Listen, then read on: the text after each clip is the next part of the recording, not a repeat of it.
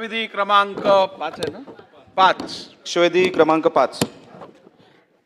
अध्यक्ष महोदय वितरित केल्याप्रमाणे अध्यक्ष महोदय, दशावतार कलाकारांसाठी मी सन्माननीय मंत्री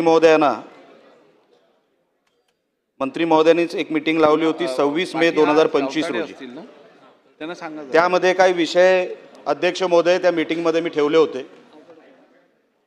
एकतर त्यांच्या ओळखपत्राचा विषय, त्यांचं अनुदान आणि इतर ज्या काही गोष्टी जे फॉर एक्झाम्पल लावणी ह्या विषयाला मिळतात, इतर कलांना मिळतात, तसं दशावतार कलाकारांना मिळत नाही असं मी सन्माननीय मंत्री महोदयांना त्या मीटिंगमध्ये कळवलं होतं. ती मीटिंग झाली. उत्तर देणार आता अध्यक्ष महोदय, त्या मीटिंगला 1 वर्ष पूर्ण झालं. हे झाल्यानंतर रिप्लाय 1 वर्षानंतर सुद्धा मंत्री महोदयांच्या उत्तरामध्ये असं देण्यात आलं दुसऱ्याचं कोण देणार की आम्ही त्यांना ओळखपत्र देऊ शकत नाही. आम्ही सरकार म्हणून त्यांना जे 5,000 रुपये देतो ते आम्ही सरकारच्या माध्यमातून आम्ही त्यांना देतोय. नाही पण अध्यक्ष महोदय, हे 5,000 रुपये अगोदरपासूनच त्यांना मिळायचे. तरी तर संपलं वेगळं या मीटिंग नंतर काही वेगळं घडलंय अशातला भाग नाही. म्हणजे दुसरा आपण काही GR काढणार होतो मग ते दोन्ही जे अध्यक्ष महोदय, ते GR पण त्या मीटिंग नंतर जे काही ठरले ते अजूनपर्यंत निघालेले नाही. त्यांचा रिप्लाय घ्या त्यानंतर आणि मग जी समिती गठीत करणार होतो चर्चा एकत्र सुरू करू. ती कधी समिती गठीतच झाली नाही. आता हे जे कोण अधिकारी आहेत अध्यक्ष महोदय, त्यामध्ये मंत्री महोदय आपल्या विभागामध्ये कोण पांडेजी म्हणून आहेत. आता ती व्यक्ती एवढे अडथळे निर्माण करते ह्या सगळ्या व्यवस्थेमध्ये की आता त्यांना गुगल फॉर्म दिलेत काहीतरी. दशावतार कलाकारांना अध्यक्ष महोदय गुगल फॉर्म दिलेत. आता तो बिचारा गावात राहणारा व्यक्ती, हजारो कलाकार आहेत आमच्याकडे, त्यांना जर एवढं सगळं कळत असतं तर हे मागच्या काही अनेक वर्षांपासून झालं असतं ना. आता गुगल फॉर्म देऊन अधिकारी का जात नाही जिल्हा स्तरावर? मला हा प्रश्न आपल्याला विचारायचा मंत्री महोदय. अधिकारी जर एकदा जरी गेले असते, कलाकारांना एक हॉल कुठेतरी उपलब्ध करून दिला असता, ते सगळे कलाकार आले असते, आपल्या नोंदी झाल्या असत्या. अजूनपर्यंत वर्ष झालं तरी अध्यक्ष महोदय अजून नोंदी झालेल्या नाहीत. दशावतार कलाकारांना जसं लावणी महोत्सव होतो महाराष्ट्रामध्ये आणि तो महाराष्ट्र सरकार मार्फत होतो. या फेब्रुवारी 2026 मध्ये लावणी महोत्सव झाला अध्यक्ष महोदय. त्या लावणी महोत्सवमध्ये 3 दिवस तो लावणी महोत्सव घेण्यात आला. लावणीच्या कलाकारांना, त्यांच्या सम्राटांना महाराष्ट्र पुरस्कार, पद्मभूषण वगैरे वगैरे पुरस्कार मिळतात. आमचा दशावतार कलाकार इतक्या वर्षापासून तिथे कला सादर करतोय. आमच्या संस्कृतीचा एक भाग आहे. आमचा एक दशावताराच्या कलाकाराला तिकडे काही मिळालेलं नाही. एक पुरस्कार आमच्या दशावतार कलाकाराला मिळालेला नाही. इतके वर्ष झाली या कलेला अजूनपर्यंत आम्हाला एक पुरस्कार मिळालेला नाही अध्यक्ष महोदय. तो का मिळाला नाही हे कधी मंत्री महोदयांनी आम्हाला सांगावं. ओळखपत्र दिली नाहीत तर ह्या सगळ्या सरकारी योजना ज्या आहेत ह्या आम्ही बसवायच्या कशा? मी मागे पण तक्रार केली होती अध्यक्ष महोदय की माझा हा दशावतार कलाकार हा 4 ठिकाणी रोजंदारीवर काम करतो. ह्याची नोंदच जर झाली नाही तर आपण त्याला ह्या सगळ्या सरकारी स्कीममध्ये घ्यायच्या कशा? कसं घ्यायचं आपण या लोकांना? दुसरी गोष्ट, हा फक्त सिंधुदुर्गाचा विषय नाही. सिंधुदुर्गामध्ये जसा दशावतार कलाकारांचा विषय तुम्ही निकम साहेबांना विचारा किंवा भास्कर जाधव साहेबांना विचारा, तसाच नमन हा विषय रत्नागिरीमध्ये आहे. अजूनपर्यंत त्यांची कसलीही नोंद नाही. म्हणून अध्यक्ष महोदय, आपल्या माध्यमातून ती मीटिंग मंत्री महोदय आपण जी घेतली, आपल्याला सगळा विषय माहिती. आपण स्वतः कोकणातले आहात, आपण स्वतः माझ्या मतदारसंघातल्या तरी सोपी पद्धत आमच्या कलाकारांसाठी करून द्या. आमचा कुठेतरी दशावतार कलाकार हा कुठेतरी महाराष्ट्राच्या पटलावर दिसू द्या. एक पुरस्कार मंत्री महोदय आमच्या दशावतार कलाकाराला मिळालेला नाही. कलिंगन वगैरे मोठमोठे कलाकार आमच्या जिल्ह्यातून होऊन गेले, पण एकही पुरस्कार आमच्या ह्या कलाकारांना मिळालेला नाही. आमचं ओळखपत्र नाही, आम्हाला अनुदान मिळत नाही, आमचं कुठेही कुठल्या स्कीममध्ये आम्हाला बसवलं गेलं नाही. मग हा दशावतार कलाकार जगणार कसा? त्यांनी त्याची फॅमिली, तो आपल्या फॅमिलीला कसा बघणार? त्याचा उदरनिर्वाह कसं होणार? साहेब, 5,000 रुपये ते पण जर त्यांची जी कोण हे आहे, तो जो कोण टीम लीडर असतो त्यांचा, त्यांनी जर प्रमुख असतो त्या टोळीचा, त्यांनी जर ठरवलं तर त्याला पैसे मिळणार, नाहीतर दशावतार कलाकारांना मंत्री महोदय पैसे मिळत नाही.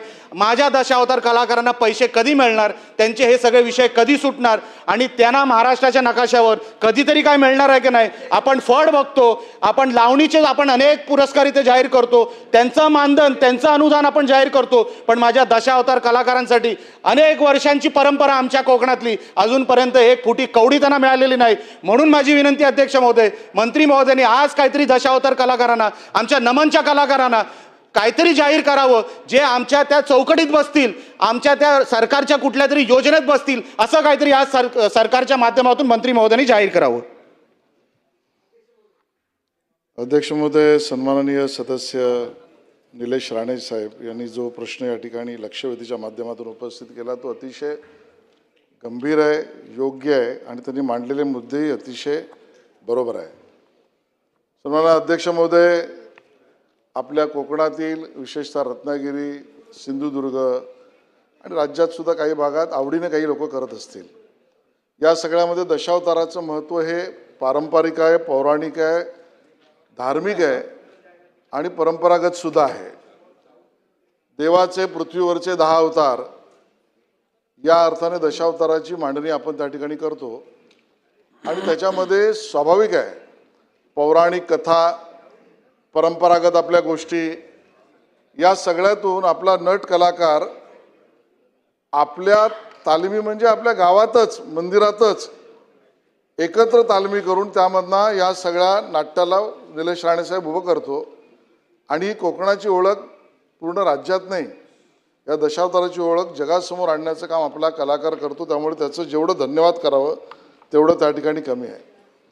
ही गोष्ट खरी आहे की 26 मे 2025ला आपण या ठिकाणी बैठक मागितली आणि आपण बैठक घेतली. सन्माननीय निलेश राणे साहेबांनी त्या बैठकीमध्ये दशावतार कलेकरता अनुदान कलावंतांना मिळत नाही याबद्दलची पहिली व्यथा मांडली. कधी कधी कलाकारांऐवजी त्या पथकाच्या चालकाकडे ते जातं, त्याची आवश्यकता, आम्ही काय त्याच्या विरोधात नाही, पण कलाकारांपर्यंत पूर्ण मिळत नाही. दुसरी विनंती त्यांनी केली होती आणि मागणी केली होती, दशावतार कलाकारांची नोंद असली पाहिजे आणि सिंधुदुर्ग जिल्ह्यातील सर्व मंडळांची तपासणी होणे असणं आवश्यक आहे. 3 विशेष मागण्या या बैठकीमध्ये आपण केल्या.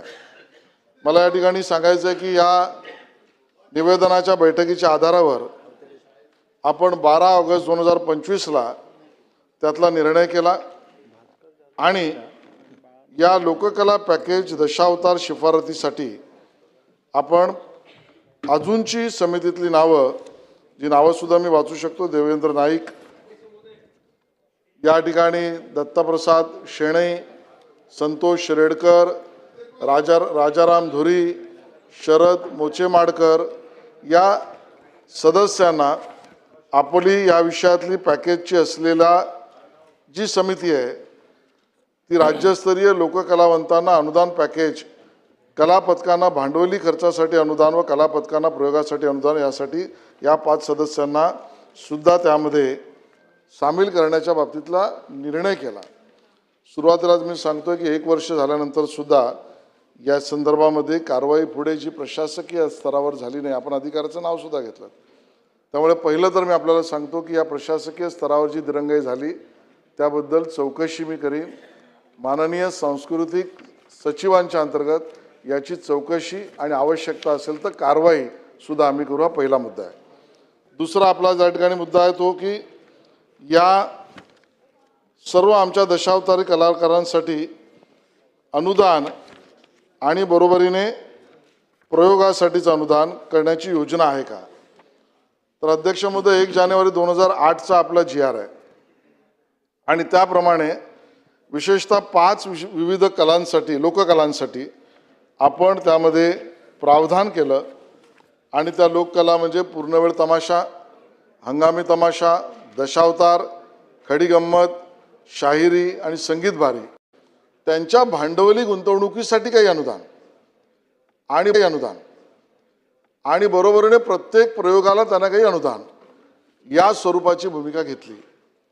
मला या ठिकाणी 2008च्या निर्णयानुसार भांडवली अनुदानासाठी या 5 लोककलांसाठी 50 लक्ष रुपये हा आपण त्या ठिकाणी निर्णय केला आणि बरोबरीने यांच्या प्रयोगांसाठी आपण दशावतारी मंडळांना 15,000 रुपये प्रयोगासाठी अनुदान, असे 20 जास्तीत जास्त प्रयोग संख्या असं 3 लक्ष रुपये प्रत्येक कलापथकाला, अशा 40 कलापथकांसाठी सुद्धा 1,20,00,000 रुपये ठेवले.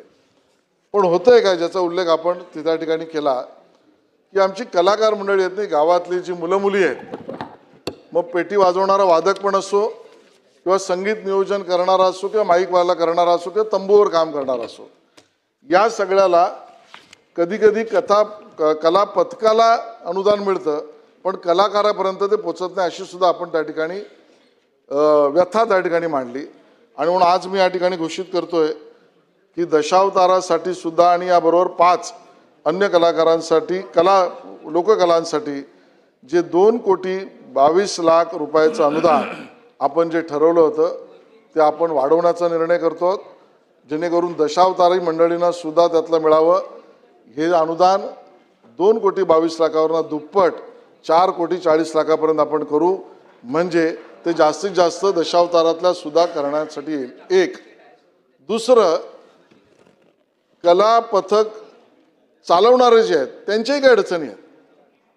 त्यांना हे सामान वर्षभर सांभाळावं लागतं. आपला भास्करराव तुम्हाला माहिती आहे, त्याचा मुखवटा असतो, साहित्य असतं, त्याची वेशभूषा असते, त्याचा रंगरंगोटीचं त्या ठिकाणी नेपथ्याचं काम असतं, ते ठेवायला सुद्धा जागा लागते, ते ठेवण्यासाठी सुद्धा अडचणी असतात. आणि त्यामुळे कला पथक चालकाला बाजूला केलं तरी योग्य नाही, कलाकारांना मिळणं सुद्धा आवश्यक आहे. म्हणून हे दुप्पटीने जे आपण अनुदान करू ते आपण अनुदान कला पथकातल्या प्रयोगासाठी करतो, त्यामध्ये दुप्पटीतलं आपण अर्ध करू, जेणेकरून कलाकारांना सुद्धा थेट बँकेच्या अकाउंटवर मिळेल आणि कला पथक चालकाला सुद्धा मिळेल. अशा पद्धतीने दोघांनाही त्या ठिकाणी अनुदान मिळावं अशा पद्धतीचा आपण निर्णय करतो. या संदर्भातला GR हा येत्या 15 दिवसात आपण काढू. समितीत आपण सुचवलेली नावं या ओरिजिनल शासन निर्णयात वाढवून तो निर्णय सुद्धा 15 दिवसात आपण काढू. आपण तिसरा प्रश्न उपस्थित केला की जिल्हा अधिकारी आमचे जिल्हा स्तरावर गेले पाहिजेत. गुगल फॉर्म ही थोडी किचकट पद्धत, लोकांना सोयीची पद्धत आहे की नाही, तर स्थानिक जिल्हाधिकाऱ्याशी बोलून येत्या महिनाभरात आमचे अधिकारी जिल्हा स्तरावर जातील, हाही निर्णय करू. चौथा मुद्दा आपण म्हटलं की ओळखपत्र त्यांना दिली पाहिजे. तर या राज्यातील लोककलावंतांना अनुदान पॅकेज अंतर्गत असलेल्या लोककला ज्या दशावतार सुद्धा आहे त्यांना सुद्धा ओळखपत्र, भले उत्तरात काही लिहिलं असेल तरी मी आज या ठिकाणी घोषित करतो की त्यांना ओळखपत्र देण्याचाही निर्णय आपण करू. तो शासन निर्णयामध्ये नमूद करू, अधिकाऱ्यांना आपण त्यापर्यंत खालपर्यंत पाठवू. दशावतार महोत्सव हे सुद्धा आपण घेत असतो, नमन महोत्सव आपण घेत असतो. यावर्षी ठाण्यामध्ये तो घेतला. आणि दशावतार कलेसाठी पुरस्कार तर राज्य सांस्कृतिक पुरस्कारात 3 लक्ष आणि राज्य सांस्कृतिक युवा पुरस्कारात 1 लक्ष देण्यात येतो. त्याची समिती आहे, त्यामध्ये दशावतारी कलाकारांचा सुद्धा सहभाग करण्याच्या बाबतीतल्या सूचना देण्यात येतील असं मी या ठिकाणी घोषित करतो. भास्कर जाधव साहेब. सन्माननीय अध्यक्ष महोदय, या सदनाचे सदस्य सन्माननीय निलेशजी राणे यांनी ही लक्षवेधी